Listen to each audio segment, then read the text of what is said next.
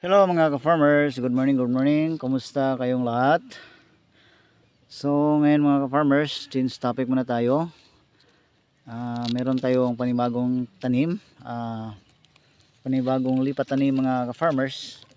So ito po tinatawag na upo mga ka-farmers na Mayumi variety, galing pa din sa S-Twisted Company mga ka-farmers.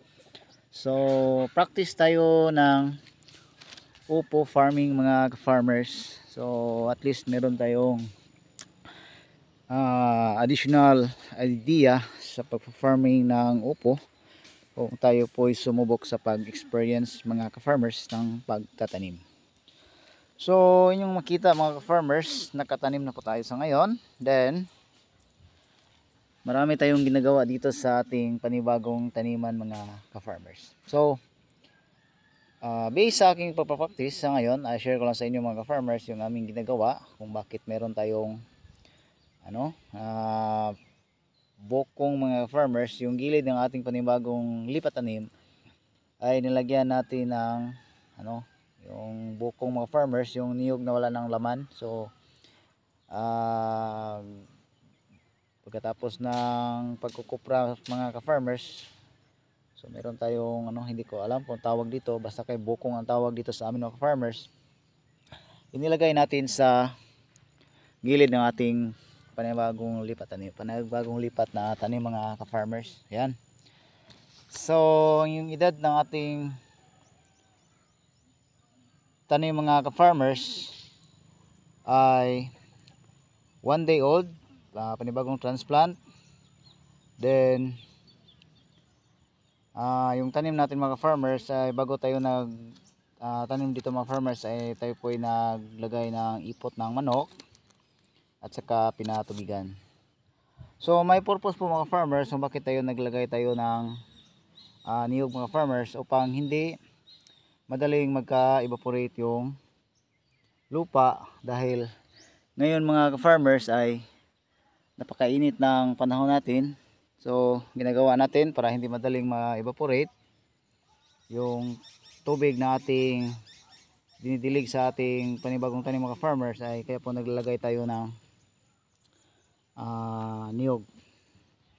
Then meron tayong luka yung tawag namin dito sa amin mga farmers, yung dahon din ng niyog mga farmers. So meron din itong purpose upang hindi makapasok yung init ng panahon mga ka-farmers, yung ganing matinding sikat ng araw. So may prevent dito mga ka-farmers.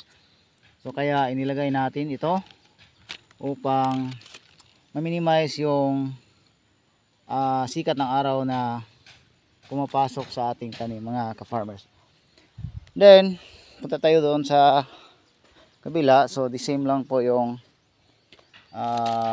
mukha ng ating upo mga farmers. So bawat puno nilagyan natin ng niyog, yung bukong mga farmers, yung Bisaya dito, at saka yung lukay, sudahon ng niyog mga farmers na laya. So nilagay natin, kina-cover natin upang hindi makapasok yung grabing sikat ng araw mga farmers. So sa ngayon mga farmers, ito lang muna yung i-share ko sa inyo. So hanggang doon mga ka-farmers. So marami pa tayong pag-usap-usapan dito sa susunod na panahon mga ka-farmers. At least na ngayon, ito ko lang po yung i-share ko sa inyo. Nagtatanim po tayo ng upo. So hindi na lang muna natin i-detalye yung yung mga preparation natin dito, kasi practice pa lang ito mga ka-farmers. At tayo po ay nangungupya lang po sa mga pamaraan doon sa ating mga kaibigan, lalong lalo na po ni Jupel the Farmer at ni Boss Rico Sanchez Lapas mga farmers. So si Jupel the Farmer yung may author dito mga farmers, at ko lang siya, kinukopya ko lang siya kasi maganda pala maganda raw yung